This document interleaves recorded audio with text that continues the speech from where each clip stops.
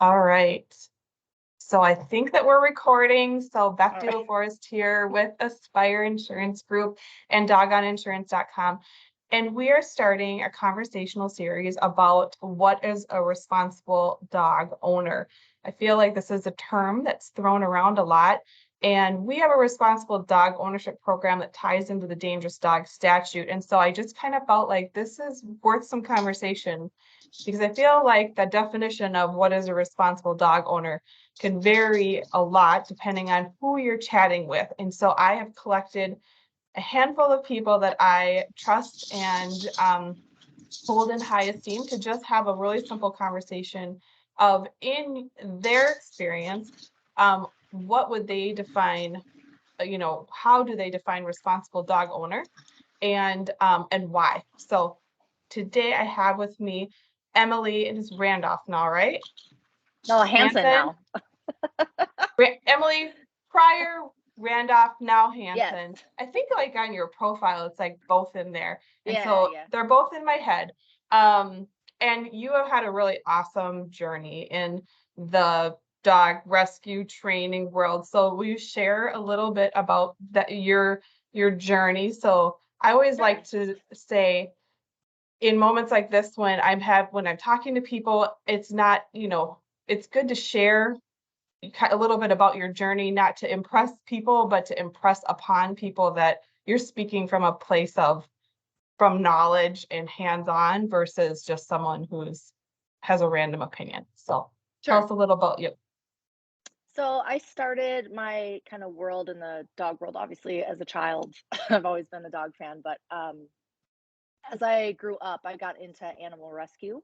I was in animal rescue for over 10 years and really have a soft heart for uh, dogs that just aren't uh, the word being advocated for, or are having a harder time. So I end up a lot with breeds that are discriminated against, as well as dogs that just aren't doing well in shelter environments or in their home environment. So with all that, I needed to start getting more knowledge to be able to help those dogs with behavioral problems. So that kind of got me in how I ended up in dog training. Um, I've been doing dog training. We started our own business, me and my friend Rachel. Um, we're on year 2 now, about to be year 3. We kind of hit the ground running, expecting to take on a lot of bully breeds. And actually, it was quite the opposite. Our first bite case was a golden doodle. So we were a little bit, even we were a little shocked. But we just specialize in helping families with dogs that are not doing well with other training techniques or other approaches. We're a little bit more holistic. We look at things from the perspective of the dog and communicate with them in ways that they just organically understand versus trying to teach them human ways to do things. So Mhm.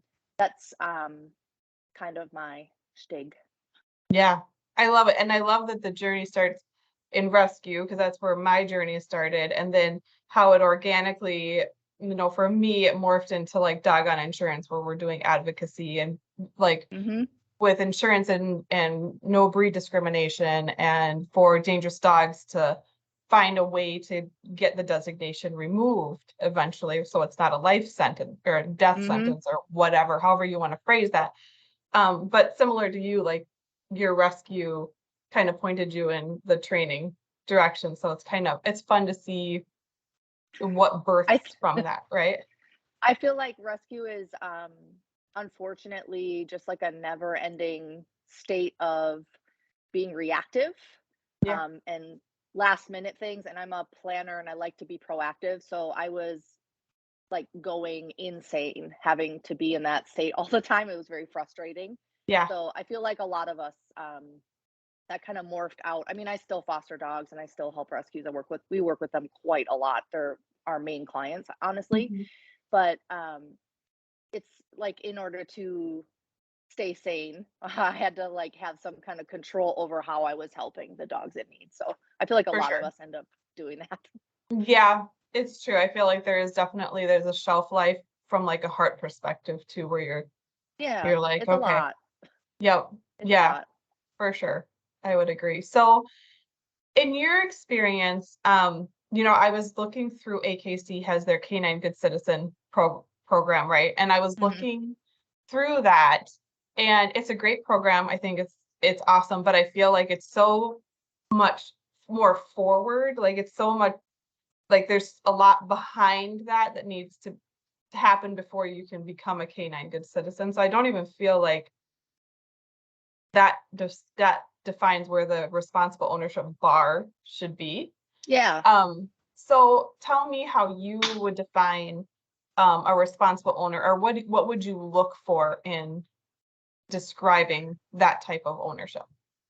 So for me, just to piggyback off the AKC thing, I see this a lot with, I mean, I think we all see it in politics anywhere. There's always ways that we try to put an umbrella on something and kind of like have bullet points of what does something. And it's always way more than that. It's always Yeah, um, really hard to, I don't know, pinpoint certain things and have them always be the case. yeah, Everything's so situational that it's just I don't know, it's a lot. And I honestly, in my opinion and the opinion of the business, designations are usually a lot about the owner, mm, not necessarily about the dog, and ways to like try and better control the situation, the human in the mhm, situation. So even then, it's still situational. So for me, with that being said, um, to me, a responsible dog owner is someone who just actually really knows their dog, like mhm, really knows their dog and advocates for them. And when I say that, I mean, put your ego aside and really understand, if your dog's been labeled, things have happened, we need to accept that. We can't, it's not always someone else's fault. At the end of the day, even if your two dogs in your house are having disagreements, we are the ones that should be controlling that. So it's on mm, us as humans. mhm, So we have to better control situations. So for me, I really want people, if I see someone that can really just understand and accept that their dog is having a hard time with things, or, this is their practice behaviors right now, and actually accept that and understand what that means. If mhm, your dog is reactive to people, that is okay. But you have to understand how important that is, that you advocate for them, for the dog as well as for mhm, the community. mhm, So that means you have to put your things aside. If someone comes up to you and they want to pet your dog and that makes you feel bad to say no, you have to put that aside. And you have to be able to advocate for your dog and say, you know, for my dog, this is not something that I want for mhm, them. mhm. And put that social pressure that we as humans put on each other aside. And I Right. think a lot of what happens is people, that social pressure, we give into it and we want to appease the other person even though we don't even know them, or maybe we do, but at the end of the day, there are people that come to my house that I am great friends with, or that my husband's great friends with. It doesn't mean that they get to interact with my dog, because I know that they're not going to follow my rules. And for my dog, he needs that, right? And Yeah. to put, my dog, who, I grew a lot of my years with. I got him when I was very young in rescue, and I did a lot of things wrong with him. And I think,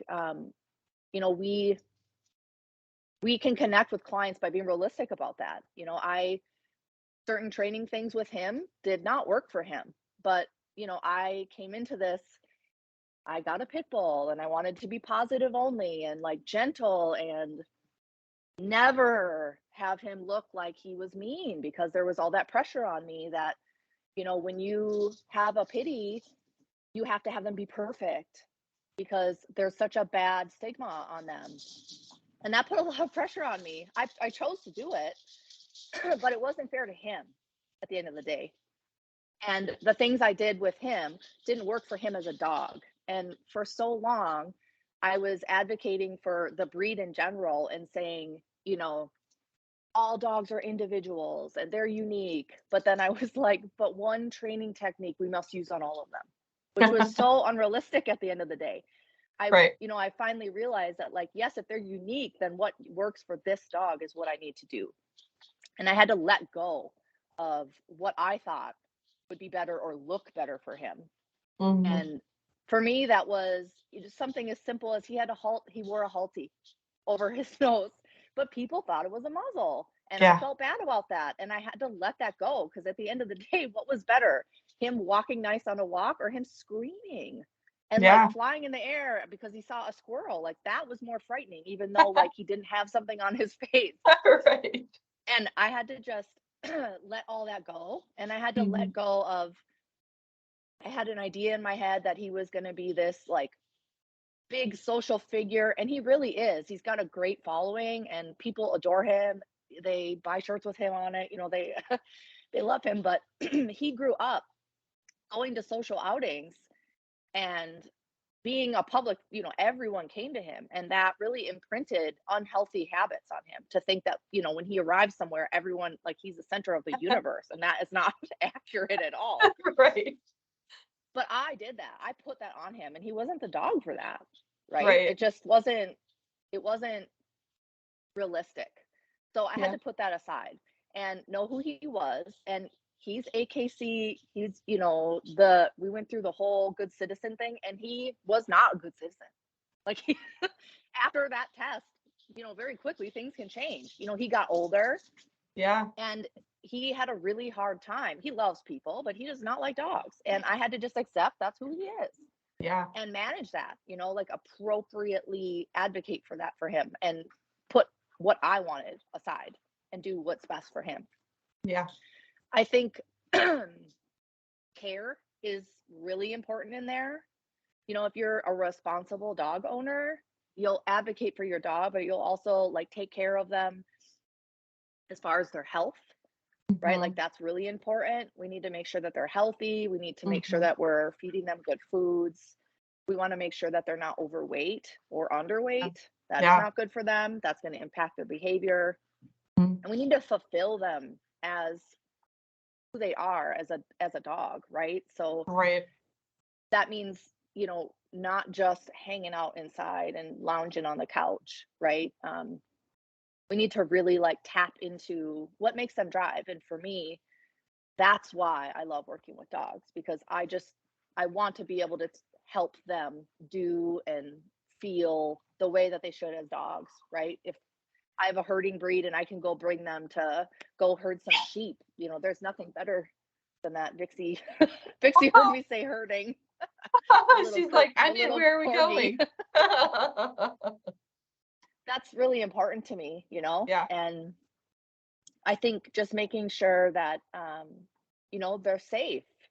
Yeah. And that's on us as humans. They don't no dog chooses to be with us.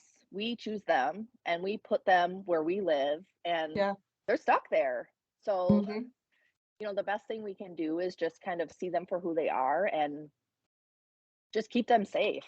And I think Right. that's where you really get a good relationship with a dog, right? Is when they know that they're safe and there's some structure and Yeah. boundaries so that they Yeah. understand that stuff. Yeah. It's interesting. The dog I have right now, Abe, is by far. So I've had pitties for, well, so 20 years now. Sure. And this so my current dog, he's a year and a half. And this dog, by far, beyond any dog I've owned, any dog I've fostered, needs so much structure. Yeah. Yeah. It Right? is it and I naturally am. We have a naturally structured house just Yeah. because my dogs have always, I've always had that breed. And so, but it's amazing because even within this breed that I've had, like I've had some that are just squishy couch, like their job is to hold the couch down all day. And Yeah. then I Right. have Abe now, and he is like cut from a different mold. Like the amount of energy it takes from me just to keep him like to fill his cup, like Yeah. is just a whole new experience. Well, and I feel like And I there's think of not a him lot of like if, people that understand that they have to like let that go of like what their old dog was yeah, isn't the same as what this dog is right. right here in front of us. Well, and I think too, like I remember when I first had my first Pitty Bria, I wanted her to be a therapy dog. So kind of similar Yeah, to like you with Butters, like I was like, she's gonna be a therapy dog. And I did, right? she had her canine good citizen. We went through therapy dog and oh, I failed. Horrible. She was not a therapy dog at Yeah, all. Like, I mean, 0%. But that was me. And so, yeah, but then my next dog, he was more like that dog. He was the sure. therapy, like, like he wants to be in public and he's like super chill and great breed ambassador. But Yeah, it just goes to show so many times we put what we want on them and instead of yeah, looking at them as individuals. Um, and I really think your idea of advocacy, it's really funny because when you were talking, I wrote down advocate and yeah, then you said advocate. And I was like, that's perfect because I I've really noticed in so I have a couple things. One is you talked about how one of the first dogs that you had that was a bite case came in and it was you said golden doodle? yeah. A golden doodle. Yeah. Okay, so I do a lot with standalone animal liability policies. So I'm Yeah, writing the insurance policies on the dogs after they bite when the city gets involved. And I'm just going to tell you, it is not mostly pit bulls. I It's really know. not. I know. And people would think that. And it's funny because when I speak on it, I'm like, no, I mean, we have like, we have a lot of customers for this. And I'm just telling you, Yeah, like, it's not heavily pit bull. yeah. Well, I And mean, I don't mean to like say golden doodles are bad because I see a lot no, of people try and advocate and always say they always throw chihuahuas under the bus. They're always like, yeah, chihuahuas are worse. And it's like, it's not a breed that's worse. it, That's not it. It's just the dog happens to be this breed. That's all. yes, It was it's just so funny to true. me that like our following has always been bullies, Yes, I thought, right? But yes, I still was wrong. What it was people having a hard time with dogs. That's all it yes. was. And I think the irony of like, you know, the golden doodle thing versus is that in society or like even you and I, like we're thinking that's who we're mainly gonna attract in Yeah. the areas that we went into. And then you get there and you're like, well, that's not actually the case. Like, so it's really funny. I guess it's more so like reinforces the fact of when you are advocating for like as you have in the past, like bully breeds and stuff like that, that it is actually confirming that the thing that you were Yeah. advocating for is actually true. And I would say from my experience just in animal liability and writing breed friendly insurance, it's that it has reinforced that position for me as well, that it's actually Sure. has nothing to do with a breed.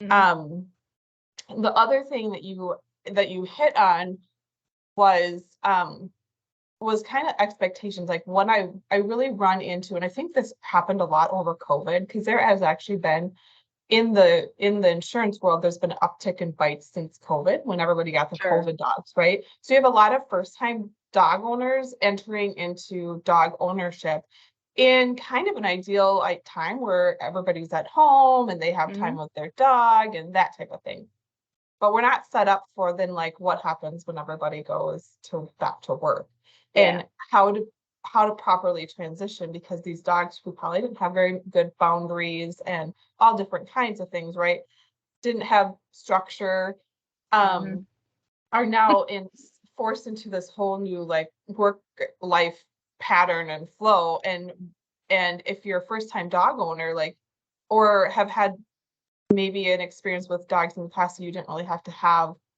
structure or Hmm. you're in a bad situation. So I think what I see a lot of times is owners or people putting too high of expectations on dogs and their of what they expect from them. They almost expect like the dog to be humanized versus the responsibility being on us to pay attention, like notice like what they're going through and, that type of thing. Like I see that a lot. Like the expectations that we I would put agree. on our dogs is unrealistic. And, even just like when I used to run, when I was in rescue, I started and ran for quite a few years a program that went into schools with pit bull and Rottweiler therapy dogs, teaching kids education on how to appropriately act around dogs. And it was super fun. But what I really learned from that was that it's not being this isn't being taught in homes very much. And if it is, there's a lack of boundaries, and oftentimes, dogs are expected to absorb a lot of things that they were not built to, if that makes sense. Yeah, I mean, I think there's kind of we all kind of, well, you and I at least, I think, went have grown through phases with society where, when I was young, dogs were outside dogs, right? And then have swung since then to the complete opposite of they are our family, which is wonderful, but we're starting to humanize them too much and they're becoming like our children. And Mhm. there's there's just a point where that's a lot of pressure to put on an animal in your house, right? Mhm. Yeah. It's just not realistic. And a lot of people, you would be surprised, just they tell a dog no, and if the dog doesn't stop doing something, they're shocked. I told them no. And it's like a dog doesn't understand what that means if someone hasn't taught them that. There's a Mhm. lot of people that just forget that, like, dogs don't process things that way. They don't speak English, they don't speak any language. They communicate with their energy and with pressure and their body language. And Mhm. then we speak at them and expect them to, you know, I understand that, like, no is a simple thing, but until you really have taught a dog that, we can't just expect that they know that. And that's just us again putting our expectations on them, which is unrealistic. And Mhm. I have a 15-month-old son now, and he interacts with one of my dogs completely, and the other one I don't have him interact with at all right now because he needs to learn that just because he can interact with one of them does not mean that when he sees another dog, he gets to do that. Like, Yeah. that dog is not the same dog that you're living with in the home. So, Mhm. to your point where you're saying, some of these kids don't even know like basic things. I think a lot of it is, even if, well, they have a dog at home. Well, the Yeah. dog they live with is part of their pack, and that is so different than Mhm. someone else's dog walking down the street. And for me, and in my experience with, even with fostering, some of the best foster homes I've placed dogs into or adopted dogs into are homes where kids grew up with dogs and they just didn't interact with them Yeah. because dogs love that. They want us to just leave them alone. They don't want this initial thing of, we immediately go up to them when we see them because that's not natural to them. Mm-mm. They don't want our hand in their face. They smelt us way before we came over there. And just expecting that that's going to easily happen and have the dog just deal with that and that's okay, is just not, it's not fair to the dog. And I think, Mhm. you know, that's where I think my passion changed a little bit was, trying to help people understand that a little bit better and how dogs are communicating and what they're saying so that they Yes, can see it too. Because once you see it, you can't unsee it after that. for sure. And, at the end of the day, having everybody understand that, dogs are communicating with us. It's just Mhm. not what we think most of the time because we're Yeah. kind of humanizing them too much. Yes, absolutely. Yeah. I would agree. And it's amazing when you do take a little bit of time and energy to learn how to read just simple everyday dog language, body language, Sure. how much more you can tell. Like, there will be times where my kids will be interacting with the dogs and I'll be like, stop. Mm, They're giving you every stress signal they could right? possibly give you right now. Just give them a little bit of space. Like they're not having fun right now. This isn't Right. enjoyable, you know? And even who, I mean, they're what, 14 and 16 now, and they've grown up with dogs in Yeah. the house since day one. And I still have to remind them that, like, so it does take intention to be paying attention to what they're saying, which I think is maybe a little, you have to really like keep it in the front of your mind to be, Yeah, you to have to pay be more attention. present, which Right, is because the cool part of dogs they don't because that's how talk, they learn. right? So Yeah. you have to watch their body language and stay in tune with it. And you Um, can't just like haphazardly. What we end up doing, I feel like, is a lot of humans, we pet them or whatever because it's helping us feel better. yeah, And we're yeah, not we're not like present enough to look at how it's making them feel. We're just doing the motions, right? And totally. the cool thing about them is that they're always present. They don't think about the future or live in the past. So it's a nice way to help you stay present, Yeah, right? Because we have to do that for them. And then we become better people at the end of yeah, the day because we're more present. yeah. It's when you do allow yourself to get to a point where you're learning from them, it's very interesting. Like Abe, again, my year and a half year old, that's just been a whole different ball game. Um, so he does not love to be like, no, he does not love it when you cuddle him or when you give Mm, him like a lot of attention or anything like that. Like he is yeah. more the dog. He wants to like go and do things with you. And Yeah. then he does actually like to cuddle, but he likes to like, it's his own terms. And then Sure. like it's really an interesting thing. But you actually like, I can see him like if I go and just like give him a quick like, kiss in the face and just a, quick scratch on his head. Like he doesn't hate it, but he's like immediately like yawning and Yeah. It's too just, much. yeah, it's too much. Like it's Yeah. it's so interesting to me. And I'm Well, like, and I gosh, think a I'm lot of so glad people, I, they, I have a dog right now that I've been fostering for a rescue for 2 years. And, he's a black lab. He's big and goofy looking, so I know he doesn't like appeal to everyone. But a lot of why it's hard to place him is he just wants you to leave him alone. And like, yeah, that's his love language. Like, he just wants to sit in the room with you. He doesn't want you to come pet him. You can, you sure can, but he doesn't like it. yeah, He's just like, just wants to be a dog. And it's hard to yeah, find people that won't put that pressure on him because, yeah, you know, he was in a home previously and they would, like kiss him while he's sleeping. And that's just way too much for him. And mhm, it's hard for people to kind of set what they want to do aside and do what the dog wants you to do and have that be realistic, and not what you're just out of habit, what you're used yeah, to. yeah. I went from a dog that was like a Velcro to me, Yeah.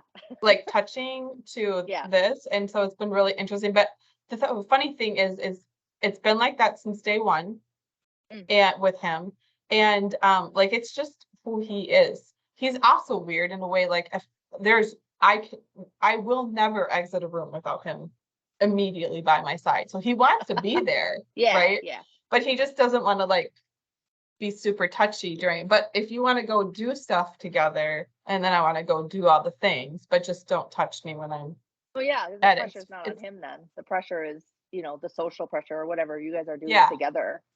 yeah. Oh, they always say that you get the dog that you need, not the dog that you want. So he's teaching you something. It's been really fun.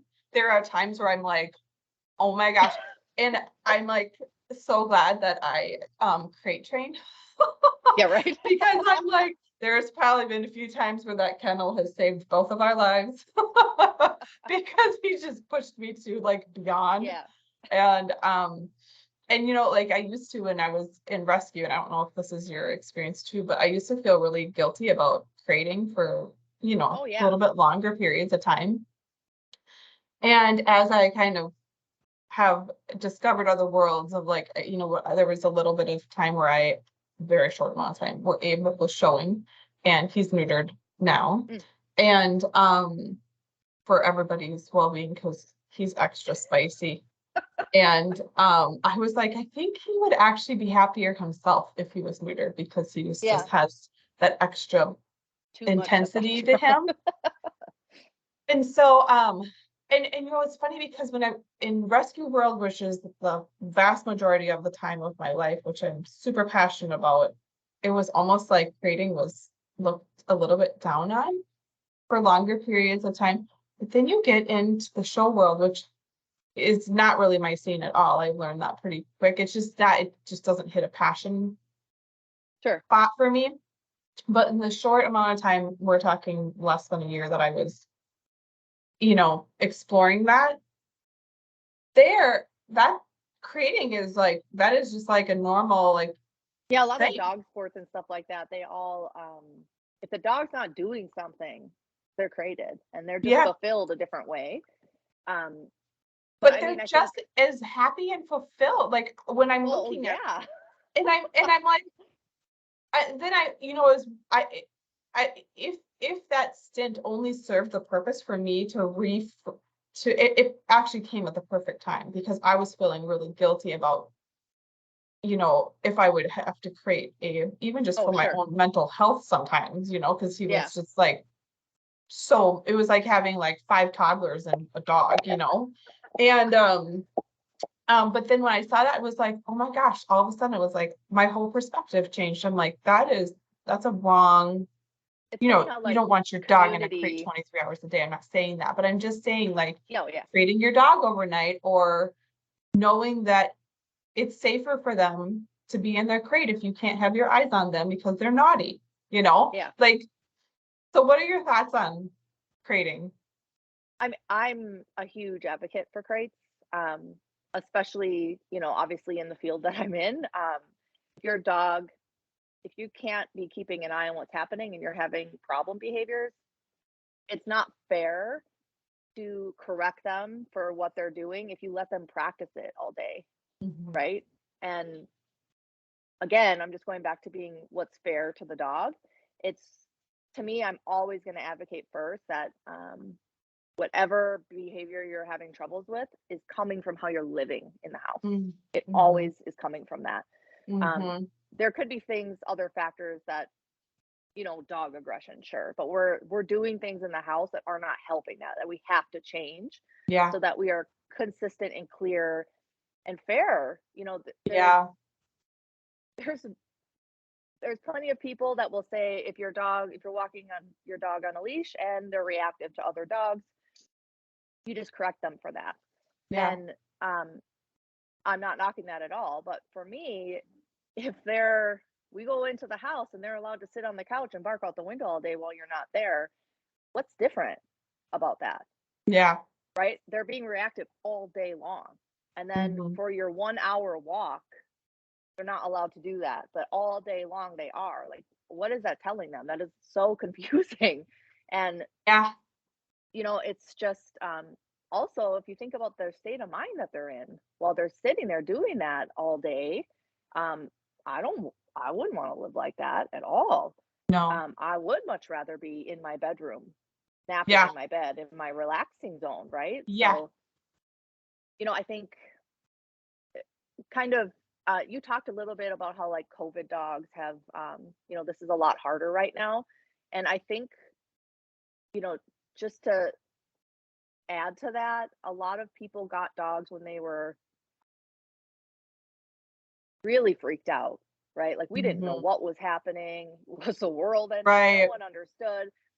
Everyone's at home. Home relationships are weird. Some people all of a sudden they're seeing their partner every day and they're not used to that. And then maybe they're not actually who they thought they were. And, politics were weird and people were getting yeah, into all kinds of, a lot of things were going on. And then we're introducing a dog into the home. And why we got that dog makes a big difference on the dog. yes, And if we have a dog and we get it because we're scared, let's say, at the end of the day, when you look at energies, that's like weak energy, right? If Yeah. your boss is scared of something, you don't want to do that. Um, you want like a leader, and Yeah.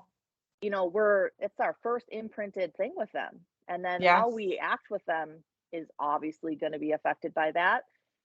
And then going back to work is weird. I mean, there's just so much weirdness going on and so many different forms of pressure that, of course, dogs are having a hard time right now, right? Yeah. And it doesn't mean that you're a bad person because you did that at all. No, We just have to not at all. accept it and move on, right? And like, how are we going to change it? And I think a lot of people get stuck in that, and it's easy to say, oh, it's a COVID dog and that's why. But like, we really got to look at why the COVID dog part is causing the problem so that we can really actually fix what's going on. Yeah. And I mean, what we're doing is working so much more with people, we're Yes. a lot of times I've got people that are crying when we're working together, and that's okay. I mean, it's the reason I'm like always driving for like women events and like trying to have us all support each other because we all understand and we all been there, right? I Yeah. mean, and there's nothing wrong with that, but we have to just accept it and like be able to grow out of it and like just hold each other accountable. And Mhm. a lot of people doing it for the dog helps a lot, but the rescue world can be the same way. I mean, there's a lot of sadness of, Mhm. why dogs need rescue. And Yeah. sometimes there's not, and that's great, but there's stories attached to the dog, and then the story goes to the next person, and then we feel bad, or, this dog's scared of brooms, so someone must have hit it with a broom. And that doesn't always mean that's the No, case. it And does not. also, as long as you're not hitting the dog now with a broom, it doesn't matter, right? Exactly. Like, no one's doing it now.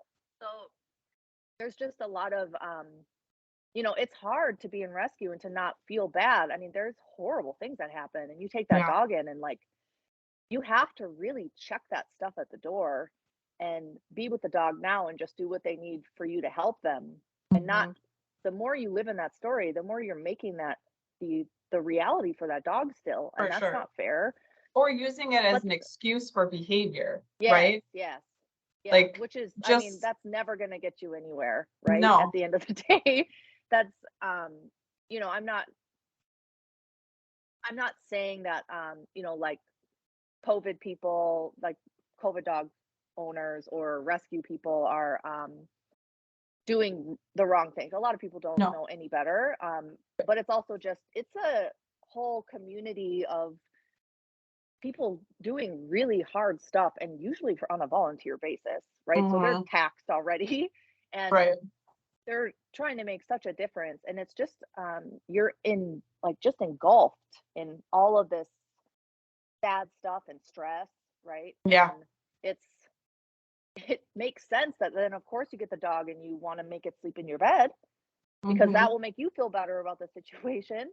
Right. And that's easier than putting the dog in a crate, Right. so it's just it is what it is. It's just a hard environment to have people understand that if a dog was abandoned and stuck in a crate the whole time doesn't mean that a crate is bad in your house, Yes. right? And I think there's a lot of pressure on everybody to have the dog be smiling and doing all these great things. A Right. lot of times people don't understand that like that's a stress smile, right? Like Uh, you right? just see things differently once you understand, and Yes.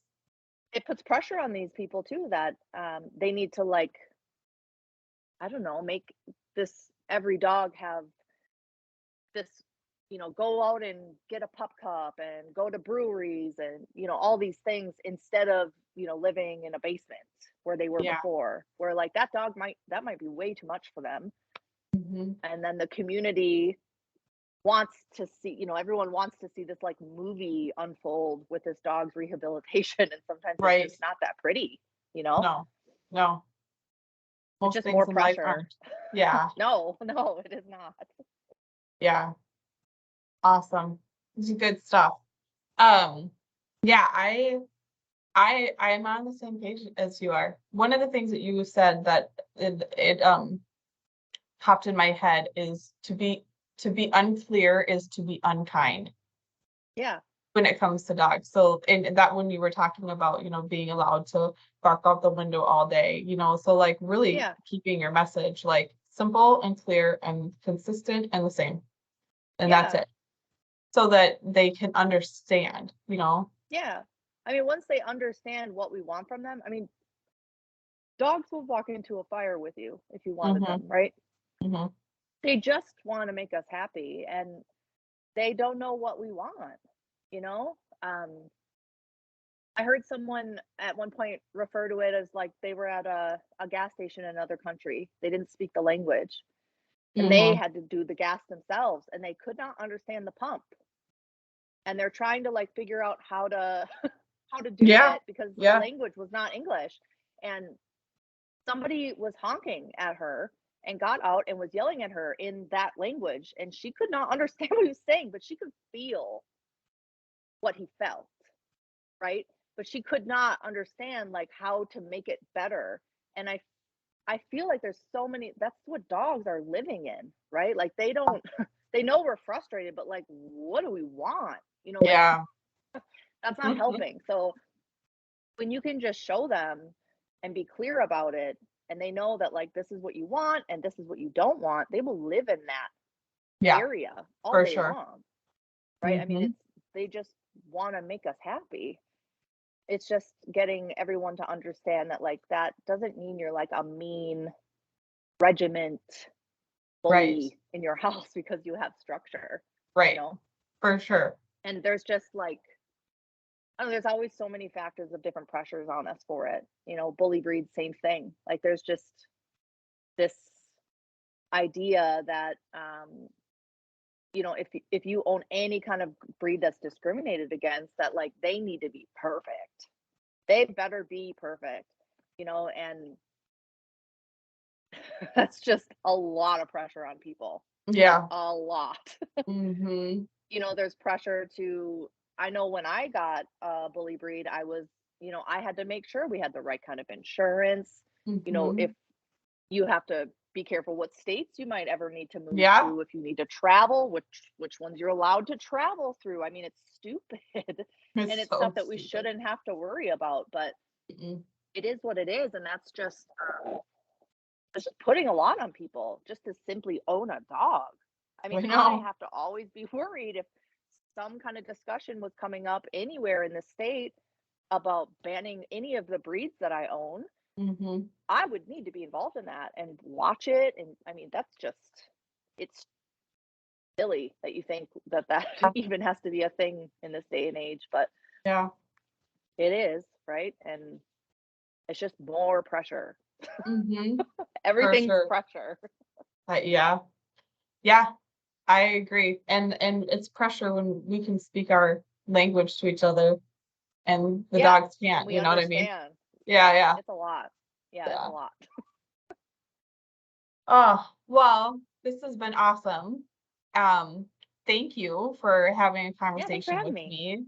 I think you brought a lot of value and really good insight, and we are Thanks. like abundantly on the same page. So I appreciate your time.